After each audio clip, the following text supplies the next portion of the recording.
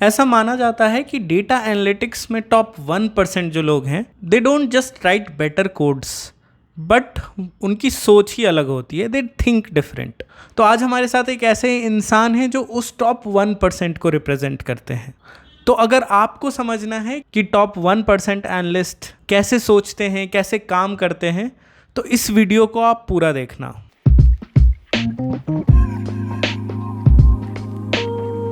तो आज हमारे सबसे पहले गेस्ट हैं अभिषेक अंकित, जिन्होंने इंडिया की बेस्ट कंपनीज में काम किया है, for example Ola, Swiggy, Airtel digital, Fractal. और Abhishek has over 8+ years of experience in analytics. He is not just a friend but he is also a mentor, जिनको मैं कॉल करता हूँ अपने इंपॉर्टेंट करियर डिसीजंस के लिए। So let's dive deep into his journey and understand कि how can you be 10x analyst. So thank you Abhishek for joining us for this podcast.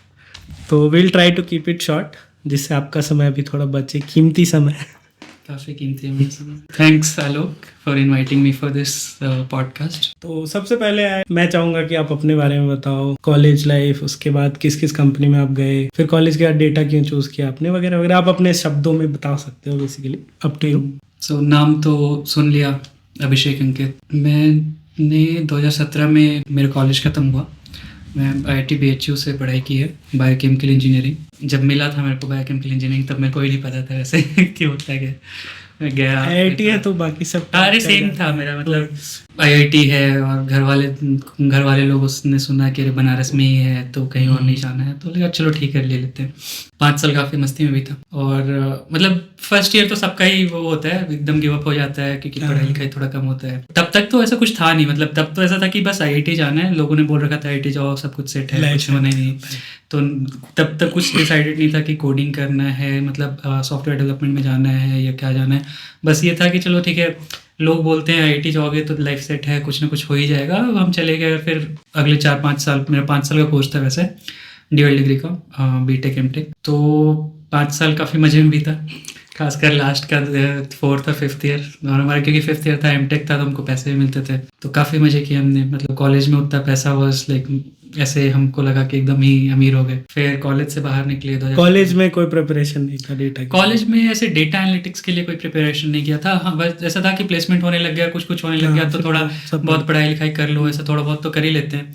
तो उस टाइम भी मैंने ऐसे SQL, एक्सेल और R थोड़ा बहुत देखा था, बट जिस लेवल पे अभी मतलब हायर करते हैं लोग, उस लेवल से बहुत नीचे था। मतलब ऐसा कुछ उस टाइम तो उतने रोल्स भी नहीं होते थे। हाँ, तो उस टाइम ना के बराबर था। मैं बस ये था कि मैं जानता हूँ कि R में एक 4 लाइन का कोड कैसे लिख सकते हैं, डेटा रीड करने का और ये सब करने का, ये किया था। एक्सेल भी तब मेरे को लगता था कि थोड़ा बहुत आता है। फिर मैं जब पहली कंपनी ज्वाइन की, 2017 में ग्रेजुएट हुआ, उसके बाद मैंने ज्वाइन की फ्रैक्टल एनालिटिक्स नाम था उस टाइम पे। अब वो फ्रैक्टल AI हो चुका है। जब मैंने ज्वाइन किया था फ्रैक्टल एनालिटिक्स था, वहाँ ज्वाइन किया। तो इंटरव्यू काफ़ी मतलब वैसा था, उन्होंने कुछ भी SQL नहीं पूछा, कुछ भी R नहीं पूछा है, बस सिंपली बस ऐसे प्रॉब्लम सॉल्विंग टाइप, वो भी काफ़ी बेसिक, मतलब क्योंकि कॉलेज प्रेशर थे तो कितना ही पूछता। तो क्वेश्चंस एकदम ही सिंपल, 1-2 पजल्स पूछे थे जो सेम ही होते हैं कि एक ट्रायंगल पे 3 चींटियां बैठी है और तो what's the probability of all of them colliding और ऐसा वाला। तो ये सब पजल्स था। फिर एक कोई तो प्रॉब्लम सॉल्विंग टाइप था जो मेरे को याद नहीं है, बेसिक से ही थे क्वेश्चंस, तो वो हो गया, वो ज्वाइन किया मैंने। फिर जो भी मतलब डेटा एनालिटिक्स से रिलेटेड सीखा मैंने या काम करना स्टार्ट किया, वो मेनली फ्रैक्टल एनालिटिक्स से आया। और अगेन बिकॉज कॉलेज में ऐसा कुछ डिसाइडेड था नहीं कि कोडिंग में जाना है, क्या करना है, कैसे करना है, तो उस टाइम ये भी नहीं था कि मेरे को डेटा एनालिटिक्स में जाना है। लेकिन जब एक्चुअली प्रिपेयर करना शुरू किया तो मेरे को लगा कोडिंग थोड़ा टफ हो जाएगा। कॉलेज में C में इतने कुछ खास अच्छे मार्क्स आए भी नहीं थे, तो मतलब ऐसा था कि डेटा एनालिटिक्स थोड़ा बेटर लग रहा है, ईजियर टू गेट इनटू, वैसा। और एक और भी था कि मतलब कोडिंग में थोड़ा ज़्यादा वैसा हो जाता है ना, वर्कलोड थोड़ा ज़्यादा होता है क्योंकि रिस्पॉन्सिबिलिटीज टाइप आ जाती हैं ज़्यादा जल्दी से, तो ऑन कॉल वगैरह करना। हाँ वही। तो फिर लगा डेटा एनालिटिक्स ठीक है, और फ्रैक्टल में हो गया मेरा, तो वहाँ से स्टार्ट कर दिया मैंने। This is how I got into data analytics. Fractal में जब गया तब मेरे को रियलाइज हुआ कि मेरे को कुछ नहीं आता है। तो मैं ऐसे बोले कि मैं एक्सेल तो एटलीस्ट आता है। फिर मेरा पहला जो मैनेजर था, मैंने कुछ ऐसे एक्सेल शीट, एक बार ऐसा हुआ कि एक्सेल शीट में कुछ बनाया मैंने, तो एक कोई तो रिपोर्ट था बहुत बड़ा चौड़ा, क्योंकि फ्रैक्टल सर्विस बेस्ड इंडस्ट्री है तो बहुत सारे रिपोर्ट एक्सेल बेस्ड होते थे। कुछ तो रिपोर्ट बना रहा था मैं, बहुत लंबा, मैं कॉपी पेस्ट कर रहा हूँ, इधर से पिवट टेबल बना के ये वो कर रहा हूँ। मेरा मैनेजर बोला कि हो गया क्या? मुझे लगा यार मेरे को टाइम लग रहा है, देखो मैं मतलब ये करना पड़ रहा है। तो बोलता है होल्ड। उसने मेरा लैपटॉप लिया भाई मतलब खट खट खट खट खट खट खट, ये तुरंत इतना जल्दी, इतने शॉर्टकट, सब कुछ इतने जल्दी खत्म किया उसने। क्या क्या फॉर्मूला लगाया, सब कुछ करके जो मैं 1 घंटे से कर रहा था उसने 10 मिनट में खत्म कर दिया। एंड देन आई रियलाइज्ड कि ओ शिट, मेरे को एक्सेल भी सीखना पड़ेगा। मेरे को एक्सेल भी सीखना पड़ेगा। फिर लेकिन ये है कि जो मतलब मैं फ्रैक्टल में शायद कितने 3.5 साल था, 3.5 साल से कुछ कम था। 2017 से 2021, 2017 सितंबर वो में तो start आपके किया था। लिंक्डइन पे देख हाँ, तो 2021 में जो जनवरी में छोड़ा मैंने, उतने साल में मैंने मतलब काफ़ी प्रोग्रेस हो गया था। एज इन अब एटलीस्ट अब जितना रिक्वायरमेंट होता है लोगों का, अब सीनियर बिजनेस एनालिस्ट लेवल तक का, उस लेवल तक का मैंने सीख लिया था। क्योंकि ऐसा था कि हमारे में जो होते हैं ना ईयरली गोल्स होते हैं इंक्रीमेंट के लिए या प्रमोशन के लिए, तो उसमें ऐसा होता था कि लर्निंग गोल्स होते थे, ऑटोमेशन गोल्स होते थे। तो अदर दैन तुम्हारा क्लाइंट और इन सब के साथ जो भी इंटरेक्शन हो रहा है, ये सब भी होता था। फ्रैक्टल का वर्क कल्चर भाई काफ़ी बढ़िया है, हुआ करता था एटलीस्ट, अब का मेरे को पता नहीं, बट उस टाइम काफ़ी बढ़िया था। आप जैसे जैसे जर्नी बता रहे हो ना, आप स्किल्स भी ऐड करते जाना। हाँ, नेक्स्ट तो कंपनी में जाने के लिए क्या क्या सीखा आपने?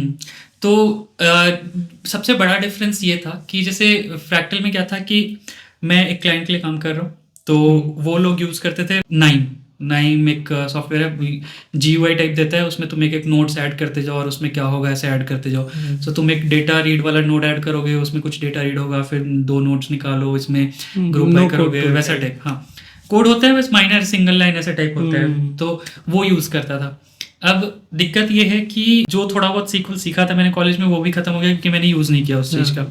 तो अगर बाहर कहीं जाना है तुमको प्रोडक्ट बेस्ड में, तो सब सीक्वल पूछते हैं, तो वो बिल्कुल नहीं होता था। ये हुआ कि सिंस वहाँ पे ऑटोमेशन का गोल्स था और सब कुछ का गोल ये था इंक्रीमेंट के लिए ही, तो मैंने ऑटोमेशन के लिए और लर्निंग के लिए दोनों मिक्स करके मैंने सोचा कि आर सीख लेते हैं, क्योंकि आर मेरा थोड़ा कॉलेज का ही बेस था। तो आर सीखा भी मैंने, तो एक तो लर्निंग वाला गोल टाइप हो गया, और भी 2-3 चीज़ें सीखी थी, तो आर की वजह से हो गया। और उसी से मैंने ऑटोमेट कर दी काफ़ी सारी चीज़ें। तो बहुत सारे जो एक्सेल बेस्ड रिपोर्ट्स थे, तो वैसा होता गया कि जो मैनुअल वर्क है कर रहा हूँ, तो उसको आर कोड लिख के डायरेक्टली वो तुम उसको शेड्यूल भी कर सकते हो, तो वो अपने आप से ही रन हो के रिपोर्ट बना देगा, तो मेरा काफ़ी काम बच जाएगा, वैसा टाइप हो जाता था। तो ये किया मैंने। और जब मैंने फाइनली मतलब बाहर निकलने का सोचना शुरू किया, क्योंकि एक टाइम के बाद लगा कि मतलब थोड़ा ऐसे सैचुरेट टाइप हो रहा है, सेम रिपीटेटिव काम कर रहा हूँ मैं, कुछ नया नहीं कर रहा हूँ, तो मेरे को थोड़ा कैसे ग्रोथ चाहिए था। तो मैंने सोचा कि अब देखते हैं, थोड़ा बाहर देखते हैं। और जब बाहर देखना शुरू किया, तो मतलब मैंने सोचा कि थोड़ा जब चेंज कर ही रहे हैं, तो आई वुड प्रेफर कि थोड़ा प्रोडक्ट बेस्ड कंपनी में चले जाते हैं। मैंने कुछ जगह इंटरव्यू दिए, काफ़ी ऐसे मतलब ब्लैंक ही हो गया, मतलब वो क्वेश्चन पूछ रहे हैं। सो ऐसे वो होता है ना, मतलब लोगों को लगता है कि जैसे उन्होंने सेलेक्ट दिस फ्रॉम दिस सीख लिया और ग्रुप बाय करना सीख लिया, तो वो सीख गया सीक्वल। और बहुत आसान है सीक्वल, तो इंग्लिश लैंग्वेज जैसा लिखना है, आराम से कर दोगे, कुछ नहीं होता। मैं भी इसी जोश में गया। पहला ही क्वेश्चन आया, उन्होंने कुछ मतलब एक्चुअल जो प्रॉब्लम स्टेटमेंट टाइप देते हैं, वो दिमाग ही घूम गया कि यार ये कैसे होंगे। तो मतलब ये इस चीज़ को रिलेट करना कि चलो ग्रुप बाय करना सीख तो गया मैं, group by this this this, but ये प्रॉब्लम स्टेटमेंट में कैसे आता है और उसको कैसे यूज करना है, ये थोड़ा मतलब लगा टाइम। एक कोर्स है एक्चुअली, मेरे को मतलब वो काफ़ी सही लगा, वो किया था मैंने, तो उससे मेरे को काफ़ी नॉलेज आया, जो बेसिक जितना भी सीक्वल के लिए ज़रूरत था। कौन सा कोर्स याद है? कोर्स था यार बिगिनर्स के लिए सीक्वल है, यूडेसिटी पे शायद फ्री का कोर्स ही है, सीक्वल फॉर बिगिनर्स या गेटिंग स्टार्टेड विद सीक्वल ऐसा कुछ तो है, या फिर सीक्वल फॉर डेटा एनालिसिस, इन तीनों में से कोई एक नाम है। ये कोर्स किया मैंने। उन्होंने वो जो डेटा एनालिटिक्स के लिए जनरली जो भी रिक्वायर्ड होता है बेसिक से इंटरमीडिएट लेवल तक, वो सब कुछ बताते हैं, और उसको वो प्रॉब्लम स्टेटमेंट भी देते हैं, तो वो सॉल्व करो। तो मेरे को काफ़ी थोड़ा ऐसे सही लगने लग गया। मतलब उस टाइम तक पाइथन तो कुछ खास आता नहीं था, आर थोड़ा बहुत आता था। तो आर की टीम में थे, हाँ भाई, तो वही होंगे उस टाइम। वही तो आर काफ़ी इजी लगता था मेरे को। डीपली आर है, टाइडी आर है, टाइडीवर्स जो पूरा मैंने यूज़ किया था, फिर डेटा टेबल पे मूव कर गए क्योंकि बहुत ज़्यादा फास्ट होता है वो सब। तो और जितने भी मतलब फ्रैक्टल में, क्योंकि उस टाइम डेटा साइंस का क्रेज था, तो डेटा साइंस पूरी दुनिया डेटा साइंस के पीछे में जा रही है, मेल करना है, ये करना है, वो करना है, तो वो सब भी सीखने की कोशिश की थी मैंने। लेकिन फिर मतलब ऐसा होता है ना कि एनालिस्ट तुम उस पर एक्चुअली काम कुछ कर रहे हो, तो थोड़ा सीख के भी भूल जाता है इंसान। तो 1-2 प्रोजेक्ट किए थे, कुछ हैकाथन हुए थे, उसमें पार्टिसिपेट किया था, मतलब आई एम प्राउड कि एटलीस्ट कंप्लीट किया था मैं, जीता नहीं बट कंप्लीट किया था सब कुछ, सबमिट करने लायक कंप्लीशन हुआ था। तो वो सब किया है लाइफ में, एमएल किया है, लीनियर लॉजिस्टिक और इवन सेंटिमेंट एनालिसिस, टेक्स्ट वाला जो होता है वो सब भी किया है। लेकिन इवेंचुअली जब मतलब इतना स्किल्ड नहीं हो पाया मैं कि उसको मैं एज ए जॉब अपॉर्चुनिटी देख सकूं, और मैं बहुत ज़्यादा इंटरेस्ट भी नहीं है सही बोलो तो फिर मैंने बोला चलो ठीक है, डेटा एनालिटिक्स मेरे को बेटर लग रहा है, मतलब एक तो थोड़ा डायनेमिक ज़्यादा लगा मेरे को, मतलब अगेन मेरा पर्सपेक्टिव है, हर एक का पर्सपेक्टिव अलग हो सकता है। तो हाँ, फिर फ्रैक्टल से मैंने इंटरव्यू दिए काफ़ी सारे बहुत सारे रिजेक्शंस, मतलब मेरे को लगता है कि 2.5 साल हो गए थे फ्रैक्टल में, उसके बाद मेरे को रियलाइजेशन हो गया कि शायद अगर मतलब ग्रोथ चाहिए तो निकल जाना चाहिए यहाँ से, क्योंकि वैसा था ना कि मैं थोड़ा कंफर्टेबल हो गया था। जैसे फ्रैक्टल में ऐसा था कि मैंने बहुत सारी चीज़ें ऑटोमेट कर दी है, मैं फेमिलियर हो चुका हूँ, क्लाइंट्स सब खुश हैं कि हाँ चलो उनका काम बन रहा है, बट मेरी लर्निंग रुक गई थी। मेरे सीन ऐसा था कि मैं कंफर्टेबल हो गया था, अगर मैं उसी में बहुत ज़्यादा प्रोएक्टिवली शायद कुछ करने जाता तो उतनी अपॉर्चुनिटी नहीं होती टू बी ऑनेस्ट। तो फिर मैंने डिसाइड किया कि मेरे को बाहर देखना चाहिए। जब बाहर देखने लगा तो मेरे को रियलाइजेशन हुआ कि शायद मैं प्रिपेयर्ड नहीं हूँ अभी, क्योंकि भाई बहुत रिजेक्शंस, मतलब जहाँ अप्लाई कर रहा हूँ मैं, कितनी कंपनीज के इंटरव्यूज दिए थे मेरे को, मैं एक्चुअली नाम भी याद नहीं है, जैसे रफली नंबर 20-30 आराम से 15-20 तो दिए होंगे मैंने इंटरव्यूज। हाँ, ये सब जगह दिए थे मैंने, क्या बोलते हैं, सीपी हो गया, कोलगेट पाल्मोलिव, और मॉन्डलीज हो गया, यूनिलीवर हो गया, ड्रीम 11 हो गया, और उस टाइम ये जितनी भी कंपनीज थी सब जगह दे दिया मैंने इंटरव्यू, सब जगह से रिजेक्शन। और ये था कि उस टाइम मैं प्रिपेयर्ड ही नहीं था। सीक्वल पूछते उसमें भी मैं अटक रहा हूँ, बेसिक सीक्वल में अटक रहा हूँ, रेज्यूमे में सीक्वल आता है और वो भी अटक जा रहा हूँ मैं, क्योंकि मतलब ऑब्वियसली हैंड्स ऑन एक्सपीरियंस नहीं है मेरे को नाइम आता है, मेरे को पावर बीआई आता है, पावर बीआई क्योंकि फ्रैक्टल वाले मतलब जो हमारे क्लाइंट थे वो बहुत ज़्यादा पुश कर रहे थे क्योंकि उनके माइक्रोसॉफ्ट सूट के साथ आता था। तो पावर बीआई आता है, नाइम आता है, लेकिन सीक्वल पूछा जा रहा है, सीक्वल आता नहीं है। तो फिर फाइनली यही होते होते रिजेक्शन होते होते मैंने एटलीस्ट नोट डाउन करना शुरू किया कि ये ट्रेंड क्या है, मतलब क्या पूछ रहे हैं एग्जैक्टली, किस तरीके के क्वेश्चन पूछे जा रहे हैं। तो मे भी बहुत बार इंटरव्यू देने की वजह से भी या थोड़ा मैंने प्रिपेयर किया उसकी वजह से भी ऐसा हुआ कि मतलब हो गया, एक लेवल पे पहुंच गया कि जब उसके बाद थोड़े इंटरव्यू आसान लगने लग गए, क्योंकि आदत हो गई थी हाँ यही कुछ क्वेश्चन पूछा जाएगा। फिर ये ट्राई करते करते फाइनली देना शुरू करने के 6-7 महीने बाद, या हाँ 6-7-8 महीने बाद ओला में ज्वाइन किया मैंने एज बिजनेस एनालिस्ट। ओला तो उस टाइम काफी अच्छी कंपनी थी, काफी लोगों के लिए ड्रीम कंपनी। उस टाइम ओला वाले पैसे भी दे रहे थे बिकॉज प्रोडक्ट बेस्ड कंपनी, और मेरे को क्योंकि मैंने डिसाइड कर लिया था कि अब स्विच कर ही रहे तो प्रोडक्ट बेस्ड कंपनी में जाते हैं। उस टाइम जनरल परसेप्शन था और अभी भी है कि प्रोडक्ट बेस्ड कंपनीज में थोड़ा बेटर काम होता है, थोड़ा ज़्यादा पैसे मिलते हैं। मैंने ओला ज्वाइन किया और उस टाइम एक्चुअली थोड़ा सीन खराब था, कोविड चल रहा था हर तरफ और सेकेंड वेव आना शुरू हुआ था। मैंने जनवरी में ज्वाइन किया था ना, तभी मैं बैंगलोर शिफ्ट हुआ। वो फ्रैक्टल तो पूरा मुंबई में था, मैं बैंगलोर शिफ्ट हुआ ओला के लिए। तो थोड़ा सीन ये हो गया कि कोविड के टाइम मेरे को कोविड हो गया और थोड़ा वो लोग ऑफिस बुलाते थे और मेरा थोड़ा मतलब क्योंकि मैं अकेले रह रहा था कुछ दिन तो मेंटली भी थोड़ा वो गिव अप हो गया, क्योंकि सेकंड फेज थोड़ा ज्यादा गंदा था, बहुत ज्यादा मतलब ऑलमोस्ट हर इंसान सायरन का आवाज वही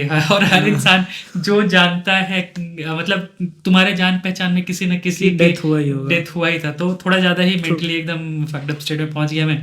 तो मेरे को लगा यार मेरा नहीं हो पाएगा यहाँ पे, मेरे को कहीं और देखना चाहिए। तो ओला में काफ़ी शॉर्ट टाइम के लिए था मैं, 6-7 महीने था मैं शायद। बट ये था कि 2 फायदे हुए मेरे को ओला से। एक तो मैं सीख लिया कि प्रोडक्ट बेस्ड कंपनीज में कैसे काम होता है, अलग तरीके का भसड़ है वहाँ पे। और दूसरा कि एक टैग मिल गया एक्सपीरियंस की चलो प्रोडक्ट बेस्ड कंपनी का एक्सपीरियंस तो वो है। और ओला का नाम अच्छा था कि चलो ओला में काम कर रहा है तो वो अच्छा होगा टाइप। तो ये दोनों चीज़ें हो गई।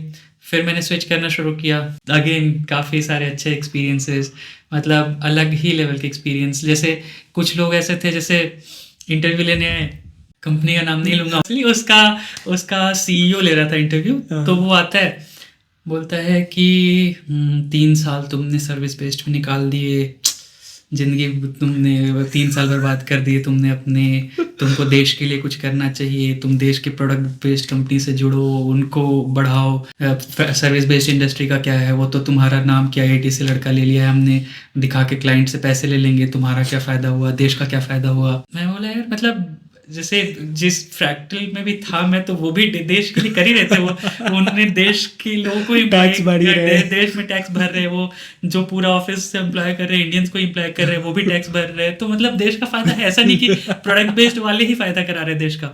ये मैंने बोला, वो बोलते हैं कि नहीं नहीं देखो, तुमको एमएल भी नहीं आता है, तुमको डेटा साइंस भी नहीं आता है, तुमको। और सो एक्चुअली हुआ ये था कि उस टाइम तक मेरा सुपर डेली में हो गया था, तो मैंने ऑब्वियसली जितने में हुआ था मैं उतना बोला, एटलीस्ट उतना तो चाहिए। तो मैंने उसको बोला कि इतना मेरा अभी मेरे को सीटीसी ऑफर्ड है, and I want this much, at least this much और मोर देन दिस, वरना मैं क्यों जाऊँ तुम्हारे यहाँ। तो उस टाइम स्विगी का नाम भी बड़ा था। हाँ, तो क्या बोलते हैं कि तुमको एमएल भी नहीं आता है, तुमको डेटा साइंस भी नहीं आता है, इतना कौन ही दे देगा, तुमको कौन दे रहा है इतना। मैंने बोला ये कंपनी दे रही है, तो उनके पास तो पैसा है। मैंने बोला तो उनके पास पैसा है तो मैं उनके पास जाऊंगा, मैं तुम्हारे पास पैसा नहीं है, तुम अफोर्ड नहीं कर सकते तो नहीं जाऊंगा मैं। तो वो अलग ही टोन में चला जा रहा है कि नहीं तुमको ये सीखना चाहिए, तुमको ऐसे ग्राउंड रूट्स वाले कंपनीज में जुड़ना चाहिए, ये सब कंपनीज में नहीं आना चाहिए। मैं बोला बस हो गया, मेरे को पैसा पसंद है, मैं जाऊंगा वहीं पे। तो वो मतलब ऐसे एक्सपीरियंसेस होते हैं बहुत सारे फालतू वाले, बिना मतलब के, जिनको पैसा देना नहीं होता है, मतलब उनको चाहिए होता है, ट्राई करते हैं कुछ बोल के कम करा। हाँ भाई, तो बस ऐसे इंटरव्यूज बहुत सारे हुए थे, बट ऑब्वियसली फिर मैंने सुपर डेली ज्वाइन किया। सुपर डेली का interview experience, actually company experience भी काफ़ी सही रहा। तो इंटरव्यू काफ़ी स्ट्रेट फॉरवर्ड था, कोई ऐसे लाग लपेट नहीं कि तुम ये कर लो वो कर लो, जो जेडी में लिखा वही चीज़ पूछा उन्होंने, सिमिलर चीज़ें पूछी, मतलब प्रोडक्ट एनालिटिक्स से रिलेटेड कुछ प्रॉब्लम स्टेटमेंट। अब वो कुछ क्वेश्चन याद है उसका? क्वेश्चन तो नहीं याद है। ठीक है, बेसिक प्रोडक्ट एनालिटिक्स। हाँ, बेसिक प्रोडक्ट एनालिटिक्स टाइप ही था, मतलब जो आई गेस मेरे को लगता है हर जगह एप्लीकेबल है, क्योंकि मैंने बहुत सारे इंटरव्यूज दिए लाइफ में बहुत ही ज़्यादा। और ये काफ़ी कॉमन होता है पैटर्न, मतलब थोड़ा बहुत चेंज कर लो कि एक आरसीए पूछ देंगे। हाँ, आरसीए जिनकी चलो या तो फूड डिलीवरी ऐप हो गया, या फिर मिंत्रा जैसा ये ई कॉमर्स टाइप वेबसाइट हो गया। तो अचानक से हो गया कि मान लो ये यहाँ पे ड्रॉप आ गया, तो तुम कैसे फिगर आउट करोगे। तो वैसा टाइप स्विगी में भी मैं शायद 1.5 साल ही था। तो फिर मैं कुछ मेरे को लगता है मैं नवंबर में एयरटेल ज्वाइन किया, एयरटेल डिजिटल। तो वही मतलब अक्टूबर में कभी छोड़ा होगा मैंने, तो वो 1 साल 2 महीने हुए होंगे। और स्विगी में एक्चुअली स्विगी मेरे को लगता है शायद पहली बार मैंने ऐसे प्रोडक्ट बेस्ड टाइप कंपनी में अच्छे से काम किया। हाँ, विथ गुड वर्क कल्चर, जहाँ पे हर चीज़ में एकदम हमेशा आग ही नहीं लगी हुई है, थोड़ा टाइम मिल रहा है टू अंडरस्टैंड कि क्या चल रहा है क्या नहीं चल रहा है। फिर और वहाँ पे भी मतलब हार्डकोर एकदम ऐसे सीक्वल बहुत ज़्यादा करना शुरू किया, तब वो धीरे धीरे रिलेशन होता है कि मतलब बेसिक नॉलेज होना इज़ गुड, बट जब एक्चुअल हैंड्स ऑन करो तो काफ़ी कुछ सीखने को मिल जाता है। मतलब इवन ऑप्टिमाइजेशन सीख जाता है इंसान कि चलो ग्रुप बाई तुम कर दिए, लेकिन तुम्हारा एक कोड लिखा हुआ चल रहा है आधे घंटे, वही बिना ऑप्टिमाइज के लुक तुम लिख दिए, तो वो सब करना धीरे धीरे आ गया। इनिशियली तो आप पूरा प्रोडक्ट साइड ही देख रहे थे ना, डिमांड? हाँ, डिमांड साइड था मेरा। ग्रोथ वाली टीम में ज्वाइन किया था मैंने, सीनियर एनालिस्ट। उसमें एक और चीज़ रियलाइज हुआ कि थोड़ा मतलब जैसे विजुअलाइजेशन के टाइम भी हम ये सोचते हैं ना कि हमको कंटेक्स्ट होता है डेटा का, ठीक है, हमको पता है कि चलो ठीक है डेटा बढ़ रहा है दिख तो रहा है, बट वो चीज़ ऐसे इंसान को लेके जाओ कि जो टेक्निकली उतना स्ट्रांग नहीं है उस फील्ड में, क्योंकि वो काम नहीं करता है, वो सीक्वल कोड नहीं लिखते बैठ रहा है, वो 10 ग्राफ देख के नर्वस हो जाता है, तो वो इंसान के लिए थोड़ा ज़्यादा हो जाता है, वो उसका गिव अप हो जाएगा कि भाई ये क्या दिखा रहे हो तुम मेरे को, तुम बड़े बड़े अक्षरों में बस दिखाओ कि फ़ायदा हो रहा है नुकसान हो रहा है, पॉजिटिव जा रहा है निगेटिव जा रहा है, तो वो ज़्यादा हो जाता है। क्योंकि मैं एक चीज़ देखता हूँ कि जो कोर्सेज होते हैं या फिर जहाँ कुछ सिखा रहे होते हैं, वो लोग बहुत ज़्यादा फोर्स करते हैं कि तुम एकदम कॉम्प्लेक्स से कॉम्प्लेक्स चीज़ें सीख जाओ, वो करने आ गया ये करने आ गया। भाई 99% काम में उसकी ज़रूरत ही नहीं है, उस कोई मतलब नहीं है। और वो लोग हाउ पे बहुत ज़्यादा फोकस करते हैं कोर्सेज में स्पेशली। मतलब वो ऐसा है कि तुम पावर बीआई में पूरा डैक से एक रट्टा मार लो, तुम टैबल्यू में सब कुछ सीख जाओ, तो पाइथन सीख रहे हो तो एक एकदम रट्टा मार लो। भाई उसका तुम इम्प्लीमेंट करने बैठ रहे हो, इतना ज़्यादा इन्फॉर्मेशन हो गया ओवरलोड तुम्हारे सर में कि तुमको पता ही नहीं चल रहा है कि कौन सा कहाँ लगाए। बट एक्चुअली जब तुम काम करने जा रहे हो पता चल रहा है कि तुमको जो सिखाया गया था उसका 20% ही एक्चुअली 80% काम कर रहा है। तो वो चीज़ मैंने स्विगी में देख लिया, क्योंकि वो पहली बार ऐसा था कि जहाँ पे मैं इंटरेक्ट कर रहा था प्रोडक्ट वाली साइड से भी, बिजनेस वाली साइड से भी, तो वो ऐसा मेरे दिमाग में आई वाज फीलिंग लाइक यार ये तो परफेक्ट है, इससे ज़्यादा किसी को क्या ही चाहिए।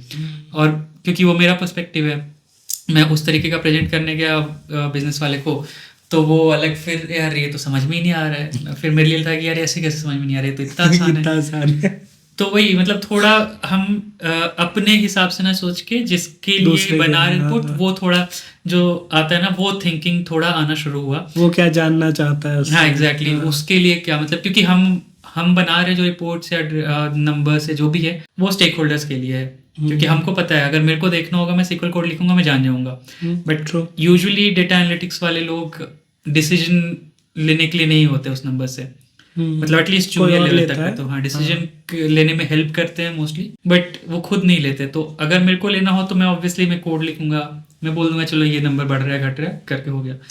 बट क्योंकि एंड यूजर है हमारे पास, और अगर तुम और ऊपर बढ़ जाओ तो सीनियर लोग जो हैं उनके पास ना तो टाइम है ना ना इतना उतना effort एफर्ट मारना है उनको है कि क्लियर कट तुम बता दो कि क्या सही हो रहा है। ये चीज़ मैंने सीख ली, और ये एक्चुअली इंटरव्यू में भी हेल्प करता है कि जो चीज़ तुम कह रहे हो, मतलब तुमसे मान लो किसी ने क्वेश्चन पूछा कि भाई ये चीज़ फिगर आउट करनी है मेरे को, तो ये कैसे फिगर आउट करेंगे वो प्रोसेस के अलावा इसको कैसे प्रेजेंट करेंगे वो आना बहुत इम्पॉर्टेंट होता है, है। ताकि तुम बता सको कि हाँ ये ऐसे देख के ये होगा, ये फाइनल रिजल्ट आउटकम होना चाहिए, ये चेक करूंगा मैं। तो वो थोड़ा मैंने स्विगी में सीखा, it was a very good experience, learning experience. Client मतलब स्टेक होल्डर हैंडलिंग और जनरली बहुत सारे प्रॉब्लम स्टेटमेंट्स मैंने सीखे जो कि तब तक मैंने काम नहीं किया था, क्योंकि सर्विस बेस्ड इंडस्ट्रीज का एक्सपीरियंस था मेरा। ओला में कुछ खास काम किया नहीं था मैंने, नंबर ऑफ मंथ्स वाइज काम तो बहुत किया था तो मतलब बहुत छोटा टाइम था वहाँ पे, तो काफ़ी अच्छा सीखा मैंने। उसके बाद फिर स्विगी में बस ये हो गया था कि पता नहीं मतलब पर्सनल रीज़न मान लो, थोड़ा वो जो बड़ा सा चेंज हुआ, सब कुछ मर्ज कर दिया, लोगों को इधर उधर भेज दिया, सुपर डेली से स्विगी में भेज दिया, स्विगी वन टीम में था मैं, तो उसमें थोड़ा मतलब मन हट गया था। मेरे को ऐसा लग रहा था यार मतलब पहले थोड़ा वो था ना, छोटी टीम होती है तो ज़्यादा मतलब केओस होता है, लेकिन सीखने को भी ज़्यादा मिलता है। ये जो इतना बड़ा मूवमेंट था ना कि तुम पूरा ही टीम ही खत्म हो गया, सब लोग नए हो गए, और तो थोड़ा ऑड लग रहा था। मेरे जैसे अच्छे लोग नहीं थे नहीं वो तो चलो ठीक है, उसको एक रीज़न मान लेते हैं, बट मेन रीज़न यही था कि थोड़ा मतलब ज़्यादा स्ट्रक्चर्ड लगा मेरे को स्विगी सुपर डे से। ऐसा लगा कि यार एक ही चीज़ किए जा रहे हैं, बहुत बड़ा एनालिटिक्स टीम है, मतलब थोड़ा मेरे को ओवरवेलमिंग लगा इस सेंस में। तो फिर इंडिविजुअलिटी खत्म हो जाता है। तो फिर लगा कि छोड़ो निकल लेते हैं यहाँ से। अगेन वो ये नहीं बोलूँगा कि स्विगी की वजह से निकला मैं, वो मेरा पर्सनल डिसीजन था कि अब हो गया, मेरे को जो चाहिए वो नहीं मिल रहा है मेरे को, तो मैं निकल गया। फिर उसके बाद मैं गया एयरटेल डिजिटल, उसके इंटरव्यू के क्वेश्चंस याद है मेरे को। सही, गुड फॉर। तो हाँ उसमें ऐसा था कि पहला मतलब ऐसे नॉर्मल क्वेश्चंस वाले थे। सीक्वल वाला जो जिसने इंटरव्यू लिया था काफ़ी सही इंसान, उनने सिंपली मतलब ऐसे 3-4 सीक्वल क्वेश्चंस पूछे, उनने सीधे बोल दिया कि भाई एग्जैक्ट सीक्वल स्टेटमेंट चाहे ना लिखो एकदम सही से कि सिंटैक्स सारे सही है नहीं है, एटलीस्ट सूडो कोड या लॉजिक टाइप बता दो तो वो भी चलेगा।